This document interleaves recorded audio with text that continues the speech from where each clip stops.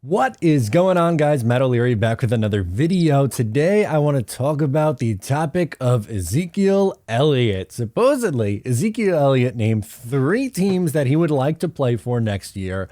One of those teams is the New York Jets. The other 2 is the Cincinnati Bengals and the Philadelphia Eagles. Supposedly, the Philadelphia Eagles have not reached out to Ezekiel Elliott.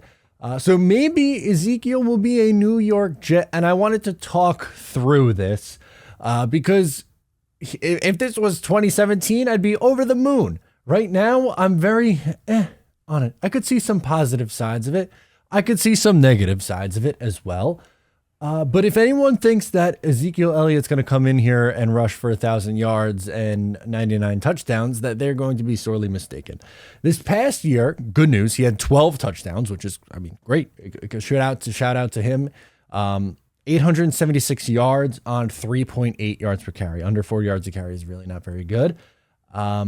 And I have some numbers for you out of 32 qualified rushers. So this is 50% of the running back, pretty much the top 50% of running backs qualify. They have to have 50% of the most amount of rushing attempts in the league. So he is one of those 32 qualifiers. And here's some of his ranks on some key metrics for the running back position. One of them is yards after contact per carry. So that's probably an easier way to do it than just yards after contact, because some guys have more carries than others. So if you do it per carry, he averaged 2.72 yards after contact per carry, which ranks 28th out of 32.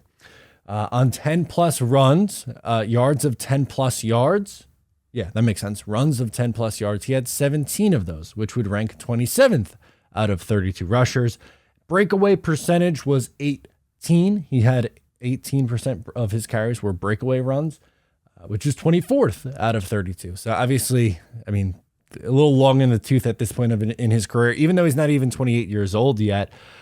He's kind of cooked. And the reason for that is because of extremely heavy usage early on in his career. Look at Todd Gurley.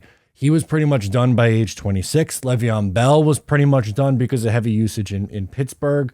And I think he's finally a cooked goose, unfortunately. He has, in his career, before his 28th birthday, 1,881 carries. That is an insane amount of mileage on a guy who has yet to reach his 28th birthday.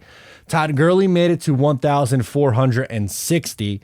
Le'Veon Bell made it to 1,595 in his career. So you got essentially another 300 carries on top of what Le'Veon Bell had in his entire career before Ezekiel Elliott even reaches his 28th birthday. If you were to average out his number of rushing attempts per season after 7 years, he's had a 7-year career so far, he's averaging 269 carries a season.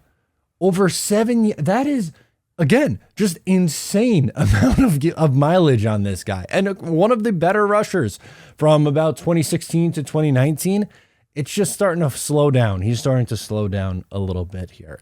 And he is not someone who I think you can use as, honestly, even an RB2. If you bring him in, pretty much you would have him as exclusively a short yardage back.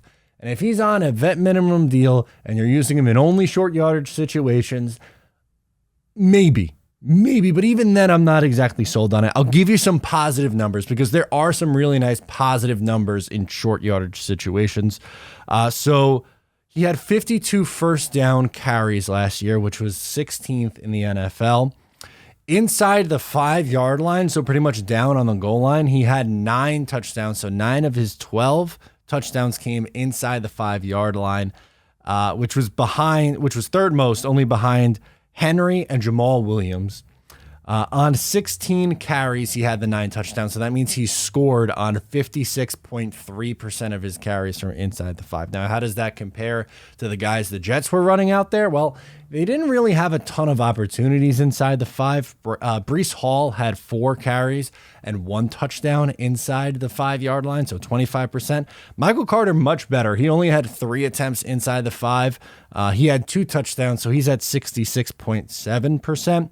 And we have to shout this out too. Pass blocking, he is a very good pass blocker. So there are some positives even at this point in his career, right? If you want to point to why the Jets might be interested, it would be the short yardage situation. But again, I want to just reiterate here, if your expectation is that you're getting a guy who's going to be a 1,000+ yard rusher and score you boatloads of touchdowns, probably not the case. Could he come in and give you, again, on 4th and short, 3rd and short, down on the goal line, can he be effective? Kind of like what they were hoping James Robinson could be?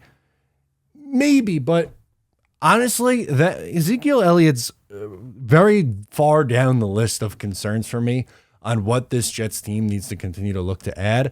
They still don't have a center. They still have significant needs on the interior of the defensive line. They could use help at linebacker still. They could use help at free safety still. They need another wide receiver also. So Zeke would probably be a luxury. Again, am I going to go absolutely nuts if they sign him and be like, this is the worst thing ever, I hate it? No, but I'm not like going to be there with my pom-pom saying, yes, sign Ezekiel Elliott, this is a must. If they do it, okay, I gave you some positive numbers. I could talk myself into some positive things.